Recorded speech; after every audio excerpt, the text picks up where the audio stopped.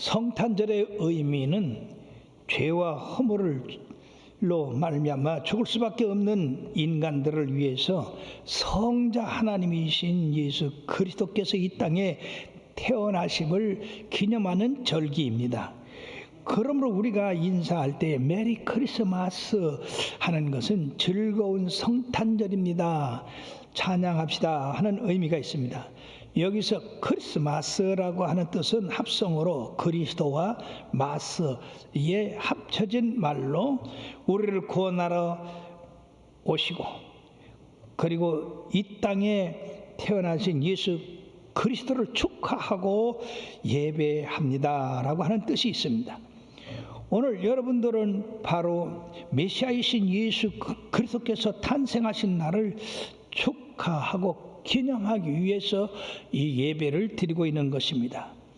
그러면 메시아 탄생이 우리 인류에게 어떤 의미가 있어서 그렇게 중요한 것일까요? 오늘 본문은 우리에게 메시아 탄생에 주는 그 의미를 전해주고 있습니다. 첫째는 예수님의 탄생은 역사적인 사실이라고 하는 것입니다. 이것은 꾸며낸 이야기도 아니고 전설도 아니고 실질적으로 우리의 삶에서 나타난 현실이라고 하는 것입니다.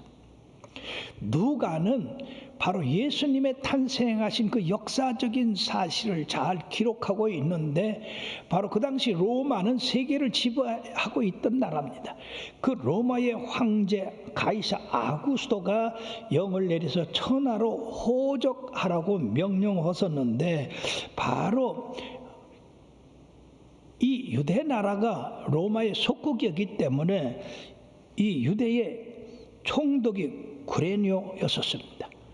그러므로 이 구레뇨 총독이 또 유대에 이렇게 명령을 해서 유대 나라에 있는 모든 사람들은 고향으로 가서 이 호적을 등록하게 돼 있는데 그 가운데에 바로 이 마리아와 요셉이 이 일을 위해서 나사렛에서 베들레헴으로 갔다고 하는 것입니다. 그러므로 마태복음 2장 1절에 보면은 헤롯 때에 예수께서 유대 베들레헴에서 나심에 동방으로부터 박사들이 예루살렘에 이르렀다고 그렇게 말씀하고 있는데 바로 우리 하나님께서는 예수님의 탄생을 베들레헴에서 낳게 하기 위하여서 이런 로마 황제를 이용했고 그 다음에 구레뇨 총독을 이용해서 예수님이 베들레헴에 와서 즉 마리아가 베들레헴에 와서 예수님을 탄생하도록 이렇게 역사를 주관하셨다 하는 것입니다. 그 당시에 헤롯은 예수님 탄생 후에 곧 세상을 떠났는데 이 시대에 바로 침례 요한도 낳고 예수님도 탄생을 하셨습니다. 그러므로 이 예수님의 탄생은 신화가 아니라 실제 상황이다 하는 것입니다. 이 성탄절이 예수님이 탄생하시고 약 300년 전까지 지켜지지 않았는데 바로 AD 336년에 교부 크리스톰에 의해서 이 성탄절이 지켜지기 시작하고 오늘날까지 왔습니다. 그러므로 예수님의 탄생은 전 세계 인류의 큰 역사를 이뤘기 때문에 세계 역사를 기록할 때에 바로 예수님 탄생의 전과 예수님 탄생 후, 즉 BC 예수님 탄생 전 AD 예수님 탄생 후로 이렇게 나누어서 기록을 하고 있는데 지금 현재 우리는 AD 2020년 즉 예수님 탄생한 2020년이 흐른 지금 시점에 와 있다고 하는 것입니다. 그러므로 예수님의 탄생은 역사적으로 사실이다 하는 걸 증거했고요. 또 두 번째는 예수님의 탄생이 일반적인 가정에서 탄생한 것이 아니라 동정녀 마리아에게 나셨다고 했습니다. 누가복음 1장 23절의 말씀에 보면은요, 거기 우리 주님께서 나심이 바로 성령의 인도함을 받으셔서, 즉 마태복음 1장 24절, 누가복음이 아니라 그 예언이 성취되었는데, 나사렛이라는 동네에 이 마리아라고 하는 처녀가 살고 있었습니다. 그러므로 여기 보면 보라, 처녀가 잉태의 아들을 낳을 것이요 그의 이름은 임마누엘이라 하리라 하셨으니, 이는 번역하면 하나님이 우리와 함께 계시겠다 합니다. 즉 하나님이 인간과 함께 계시기 위해서 이 땅에 태어나셨는데, 바로 천사장이 처녀 마리아에게 나타나서 너에게 하나님의 크신 권능이 임하여 아들을 낳을 것인데 이름을 예수라 하라. 이는 지극히 높으신 하나님의 아들이시오. 그가 바로 너에게 잉태돼서 네가 아들을 낳을 것이다. 이 처녀 마리아는 놀라지 않을 수가 없습니다. 왜냐하면요, 자기에게 이 하나님의 아들이 잉태돼서 나온다고 하는 것 상상이나 했겠습니까? 그러나 하나님의 크신 능력이 네게 임하였다고 그렇게 했기 때문에 마리아는 그 천사의 이 수태고지를 받아들여서 잉태하게 됐고, 그와 잉태한 그 잉태한 사실을 그 정원한 요셉이 알고 가만히 끊고자 했지만은 천사가 또 요셉에게 나타나서 이는 성령으로 된 것이니 마리아 데려오기를 두려워하지 말라고 했습니다. 그래서 이 요셉은 마리아가 잉태된 걸 선전하지 아니하고 그는 의인이라 속으로 품고, 그리고 이 마리아와 함께 호적을 하러 나사렛에서 예루살렘까지 갔는데, 그 당시 벌써 이 마리아는 만삭이 되고 있었습니다.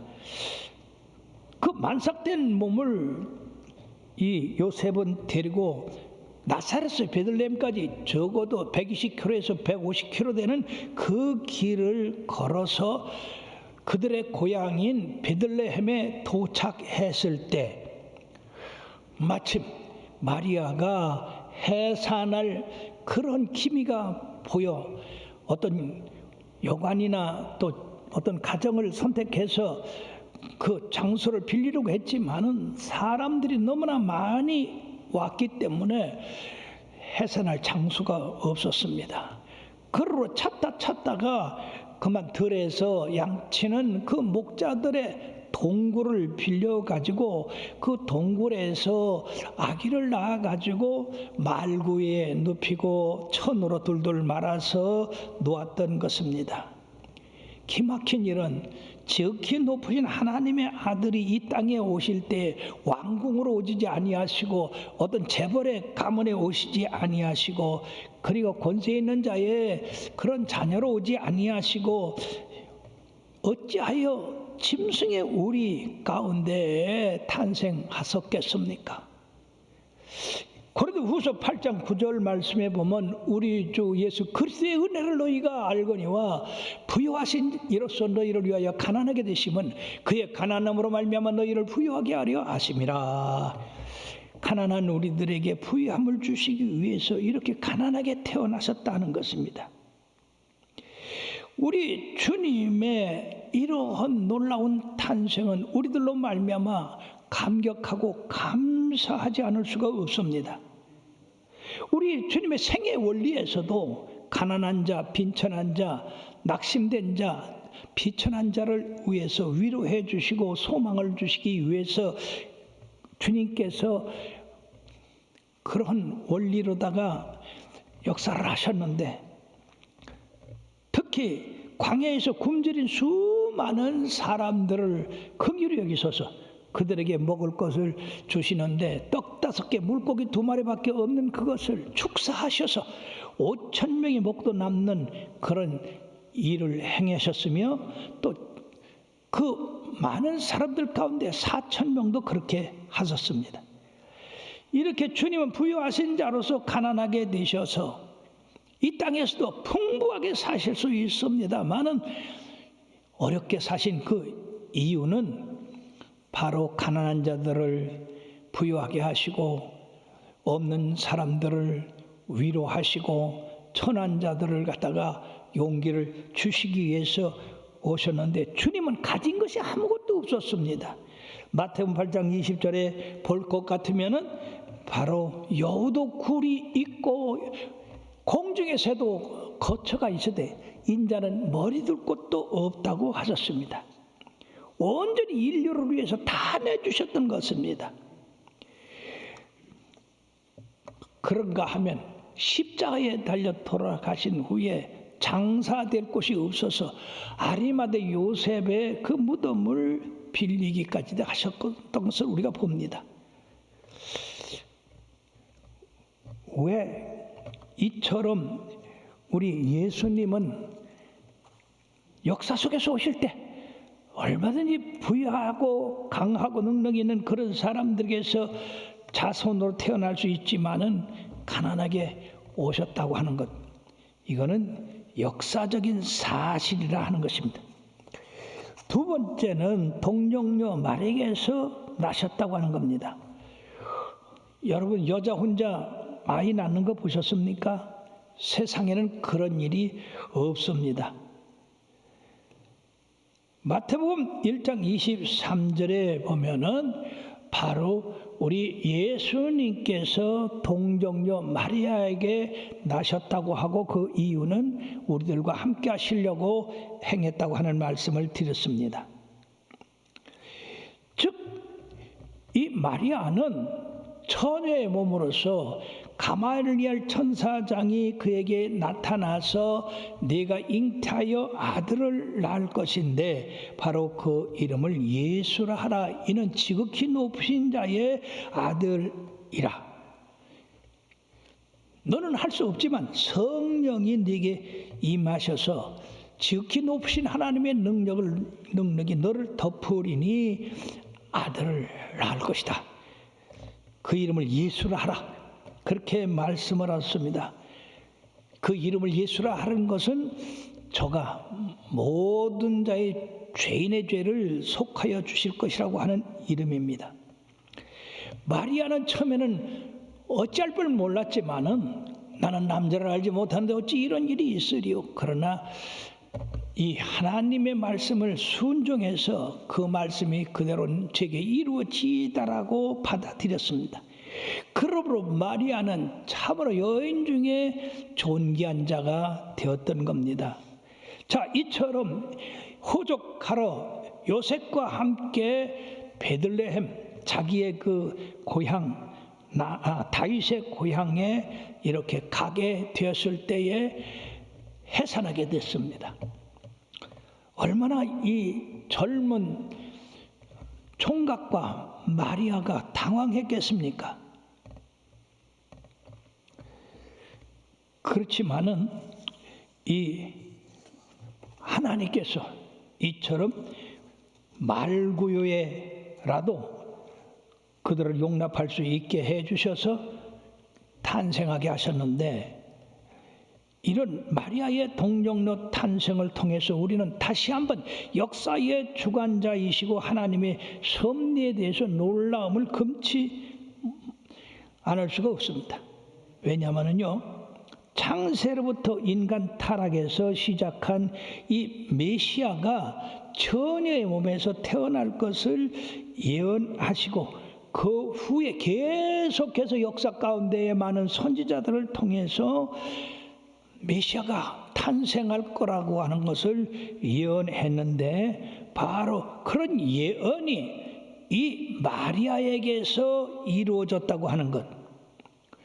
그 마리아에게서 탄생을 하셨으면 나사렛에서 탄생해야 될 테지만은 베들레헴에서 탄생하기 위하여 로마 황제 아구스도를 통하고 그리고 구레노 총독을 통해서 이처럼 베들레헴에 가지 않으면 안 되게 즉 하나님의 말씀을 성취하기 위해서 그들을 베들레헴으로 보내서 예수님이 탄생하게 했다고 하는 것은 바로 우리 하나님은 만유의 주가 되시고 주관하신 분이라는 사실을 우리가 알 수가 있는 것입니다. 즉 마리아를 통해서 베들레헴에서 예수님을 탄생하게 함으로 말미암아 수천 년간 예언했던 그 예언이 성취되었다는 것입니다. 그러므로 마태복음 2장 6절에도 또 유대 땅 베들레헴아 너는 유대 고을 중에서 가장 작지 아니하도다. 네게서 한 다스리는 자가 나와서 내 백성 이스라엘의 목자가 되리라고 그렇게 예언을 하셨던 것입니다. 우리 하나님의 계획은 정확하고 그 시기와 장소와 때가 되면 그 예언이 이루어진다고 하는 것입니다. 이 마리아를 통해서 베들레헴에서 예수님이 비록 마구간에서 탄생했지만은 이 역사의 예언을 성취했다고 볼 때에 우리 하나님의 말씀은 1.1획도 변함이 없이 오늘날도 이루어지고 있다 하는 것을 우리가 알 수 있습니다. 그러므로 이 주님의 말씀을 그대로 믿고 의지하고 순종하는 것이 우리들에게 축복이 되는 것입니다. 세 번째는 천사에 의해서 목자들에게 주님의 탄생 소식이 전해졌다고 하는 것입니다. 세상에 많은 사람들이 있지만은 그 가운데에 어찌해서 밤에 들에서 양치는 목자들에게 이 기쁜 소식이 가장 먼저 전해졌느냐는 얘기죠. 그 당시에 제사장들도 있고 서기관들도 있고 바리새인들도 있는데 그들에게는 전혀 예수님의 탄생을 나타내 주지 않았습니다. 바로 이처럼 비천하고 고달프고 그렇지만 자기 일에 충실한 사람들에게 천사의 이런 소식은 바로 예수님의 그 증거대로 누가복음 4장 18절 19절에 말씀하고 있는데 주의 성령이 내게 임하셨으니 이는 가난한 자에게 복음을 전하게 하시려고 내게 기름을 부으시고 나를 보내사 포로된 자에게 자유를 눈먼 자에게 다시 보게 함을 전파하게 하여라 함이시라고 말씀하셨습니다. 그러므로 이 천사들이 목자들에게 전한 소식은 좋은 소식이었고 큰 기쁨의 좋은 소식이었고 온 백성에게 미칠 바로 좋은 소식이었다고 그랬는데 계속해서 좋은 소식, 기쁨의 소식이라고 이렇게 말한 것 가운데 이 좋은 소식은 바로 복음을 말씀하고 있다는 것입니다.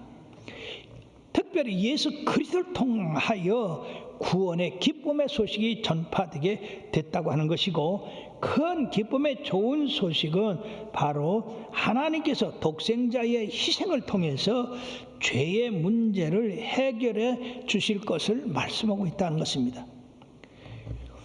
그러면 성육신을 통해서 이제까지 인간들이 지은 그 모든 죄는 심판을 받아야 마땅하지만은 하나님은 사랑이시라 독생자 예수 그리스도를 이 땅에 보내셔서 누구든지 죄의 이름을 부르는 자는 구원을 얻게 하여 주심으로 말미암아 인간의 죄의 문제를 완전히 해결해 주시기 위해서 오셨기 때문에 이건 온 인류에게 미칠 큰 기쁨의 소식이다 하는 것입니다. 온 백성에 미칠 큰 기쁨의 소식, 그러니까 국적이나 나이나 성별이나 재산이나 교육을 포함한 모든 것을 통틀어서 바로 이 세상에 있는 모든 만민을 말씀하고 있는데 온 백성에 미칠 큰 기쁨의 소식은 그냥 무조건 다 되는 것이지만은 그러나 오늘 이 14절에 보면은 기뻐하심을 입은 사람들에게 평화라고 했습니다. 즉 예수 그리스도를 영접하고 예수 구주로 믿고 그리고 그 말씀대로 순종하는 그 사람들만이 이 큰 기쁨의 좋은 소식이 된다는 얘기죠. 이것은 오늘날에도 동일합니다. 예수님 탄생하신 것 지금 온 인류 가운데서 모르는 사람이 하나도 없어요. 복음이 전파되지 않은 곳이 하나도 없어요. 그러나 그들이 예수 그리스도를 받아들였느냐? 그렇지 못합니다. 우리들 마태복음 22장에 보면은 큰 임금님이 아들을 위해서 잔치를 배설해서 많은 사람을 청했지만은 청함을 받은 사람은 오지 않았습니다. 그러므로 이 종들을 시켜서 길거리 사거리로 나가서 아무나 잡고 산을 넘어서 아무나 끌고 이 잔치자를 채우라고 그렇게 말씀하시면서 마지막에 하신 말씀이 뭐냐 하면은 마태복음 22장 14절에 청함을 받은 자는 많되 택함을 입은 자는 적다.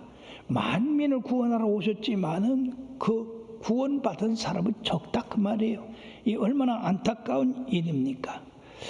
그러므로 사랑하는 여러분들이요, 너희를 위하여 구주가 나섰다. 오래전에 약속되었으며 약속되던 메시아가 지금 탄생되었다.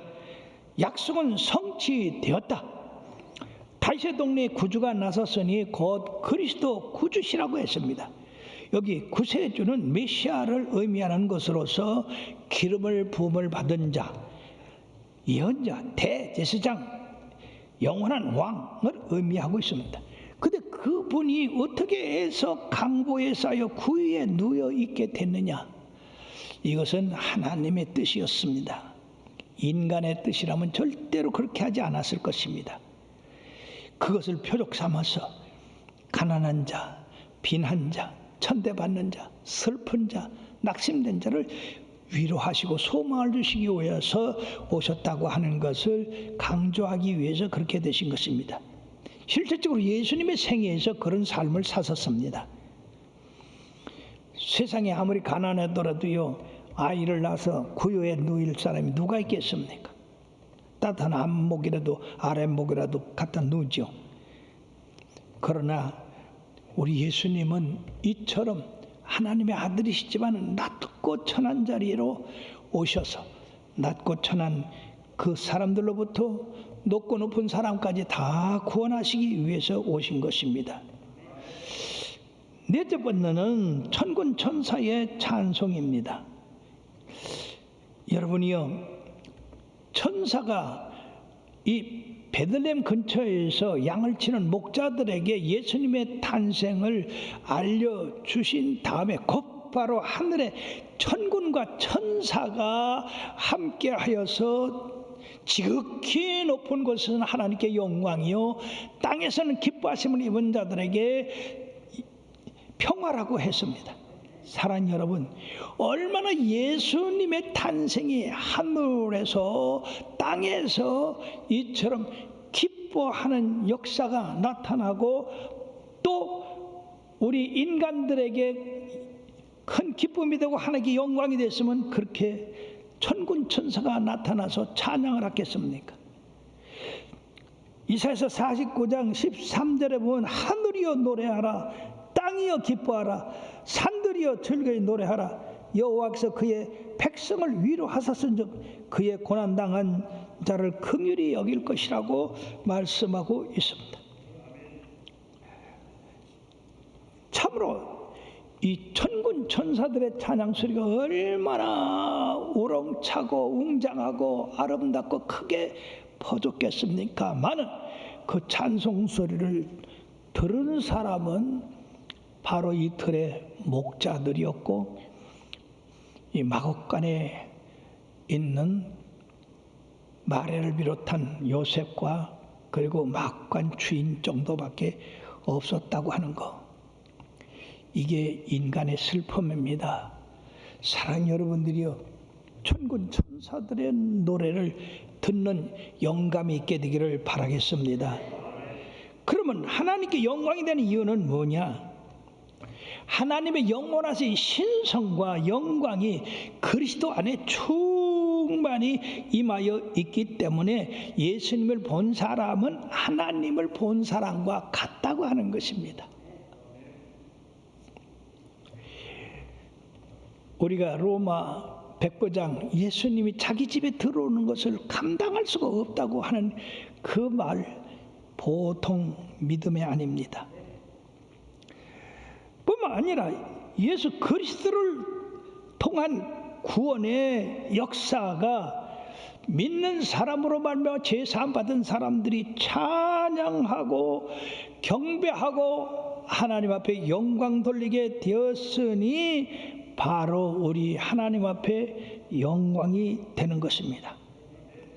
뿐만 아니라 하나님의 영원하신 섭리에 의해서 사람과 세상 만물을 통해 이루시려고 하는 계획이 주님을 통해서 완수하게 됐다는 것입니다.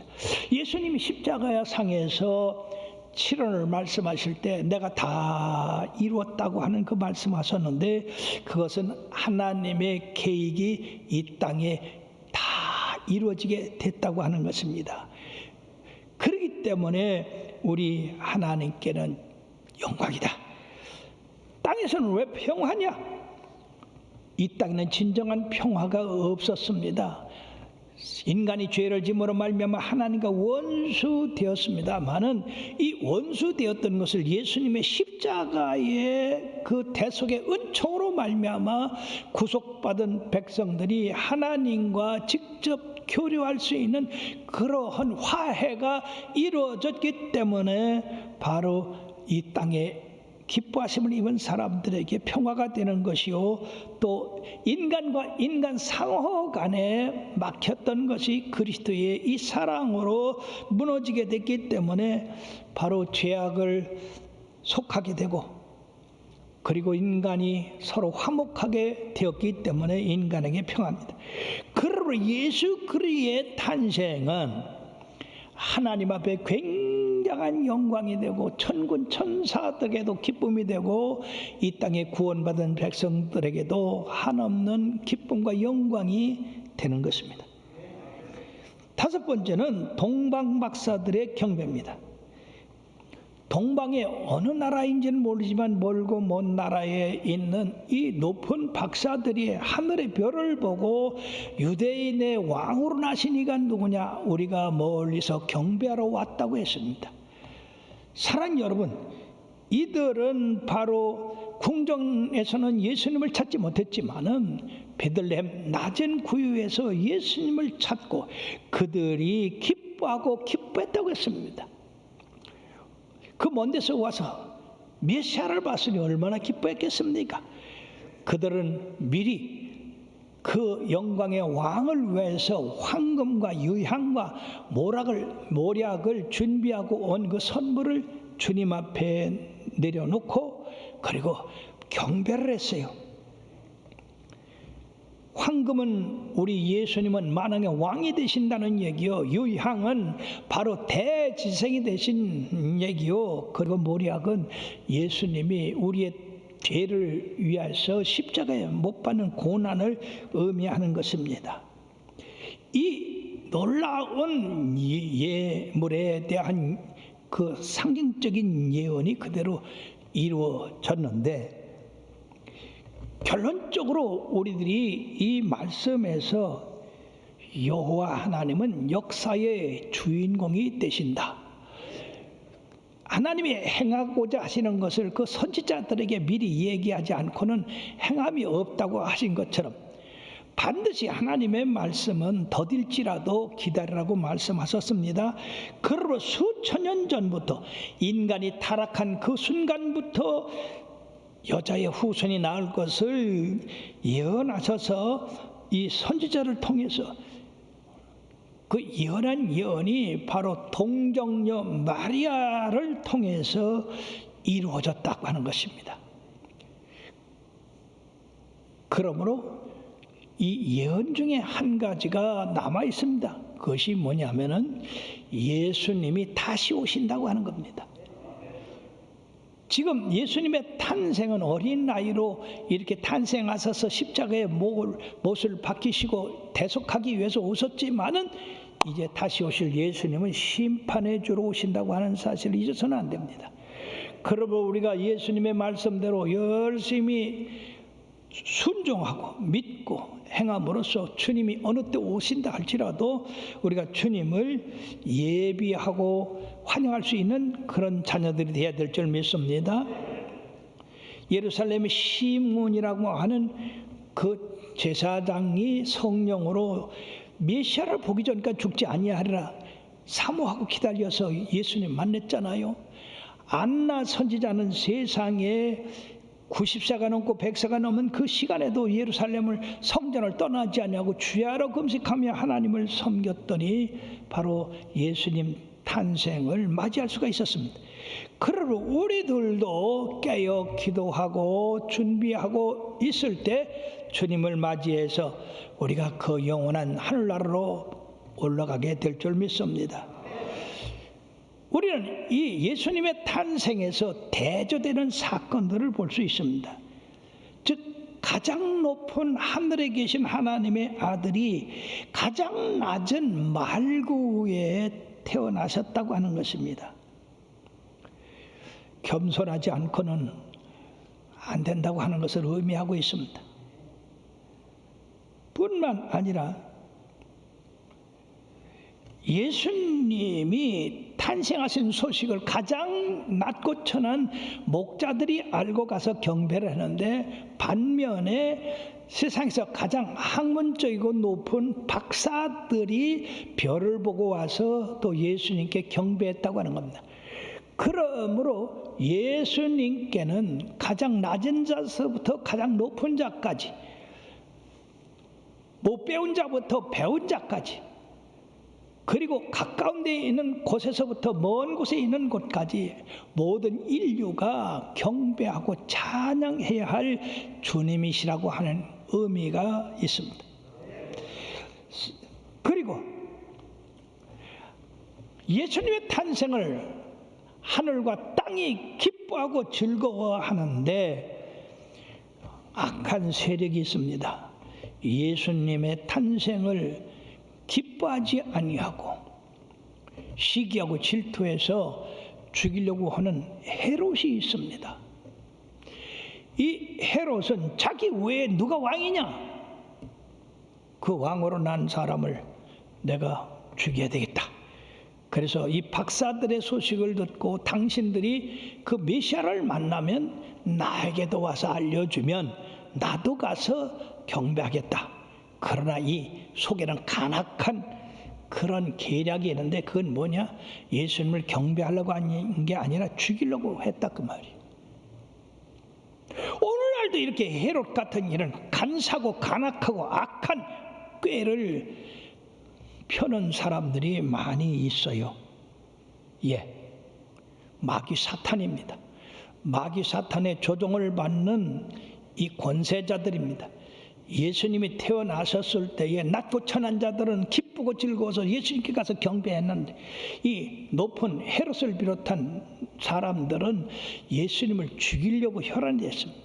박사들이 천사의 전가를 받고 다른 곳으로 감으로 말미암아 헤롯이 쏘은 줄 알고 베들레헴 근처의 2살 이하의 아이들을 모두 학살했어요. 사랑하는 여러분, 이 얼마나 악한 일입니까? 오늘날 예수님의 탄생을 기뻐하고 즐거워할 이 교회들을 갖다가 탄압하고 그 예배를 못 드리게 하고, 그러므로 말미암아 예수님을 향한 그 찬양과 경배를 못하게 하고, 교회를 갖다가 말살시키려고 하고, 예수 믿는 사람들을 없애려고 하고, 코로나 바이러스를 통해서 마치 예수 믿는 사람들 때문에 코로나 바이러스가 발생한 것처럼 지들이 잘못해가지고 코로나 바이러스가 들어왔지 기독교인들이 들이왔습니까? 기독교인들이 모이면 코로나 바이러스 퍼칩니까? 교회가 코로나 바이러스를 예배 중에 생기고 모이는 중에 생긴 거는 말이에요. 0.1%도 안 된대요. 그렇죠. 교회가 수천 수만 개가 되는데, 이거는 반드시 뭔가 이 헤롯 같은 음흉한 계획이 있어요. 마귀 사탄이 조종을 받는 그런 권세자들이 있어요. 왜 하필이면 예수님이 탄생하신 크리스마스 이브서부터 성탄절, 그리고 송년주일, 성부영신예배, 신년주일, 이렇게 멸한 날을 갖다가 꼭 생선 중앙을 똑 잘라서 얘기한 것처럼 그렇게 교회가 문을 닫게 합니까? 왜 허구한 날 그 많은 발생하는 코로나 바이러스 환자들은 어떡하고? 지금요 기차 그대로 운행하고 버스도 그대로 운행하고 비행기도 그대로 운행하고 운행하는데 다 있어요. 극장도 그대로 문 열게 하고. 근데 왜 하필 교회만 문을 닫게 하느냐? 이게 뭔가 교회를 아주 싫어하는 그런 악한 영의 꾀임을 받은 권세자들이 있었다 하는 것입니다. 그리고 여러분들은 이거 정신 차려야 돼요. 이 코로나 바이러스 때문에 우리가 예배 못 드리는 게 아니에요. 악의 영들의 조종을 받는 이 권세자들 때문에 이렇게 된 거예요. 왜 하필이면 기독교인들이 가장 기뻐하고 즐거워하고 환영하는 이 시기에 문을 닫게 하느냐고. 그 중에 권세자들 가운데 교회 장로들도 있다는 소리를 들었는데 그게 무슨 장로요? 앞잡이지. 그러므로 사랑하는 여러분, 분명히 주님이 다시 오실 때 심판받을 거예요. 주님의 나라를 회방한 그 악한 사람들은 반드시 그 일에 대한 심판을 받을 것이다 하는 것입니다. 헤롯은 하나님의 심판을 받아서 바로 죽음을 당했어요.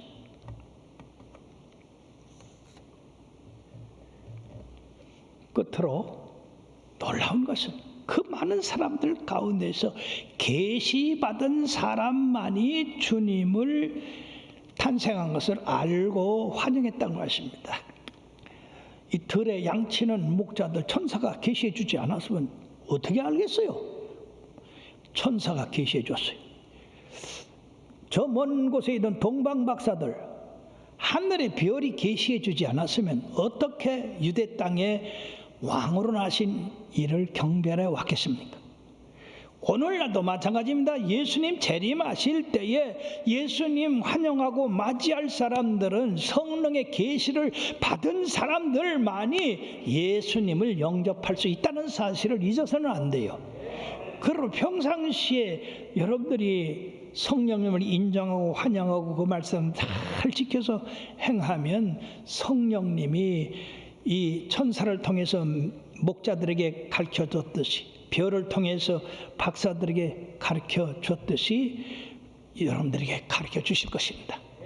주님 탄생할 날이 가깝습니다. 주님 탄생한 날을 경배하지 못하게 하는 이 사실로 보아도 예수님이 오실 때가 가까웠습니다.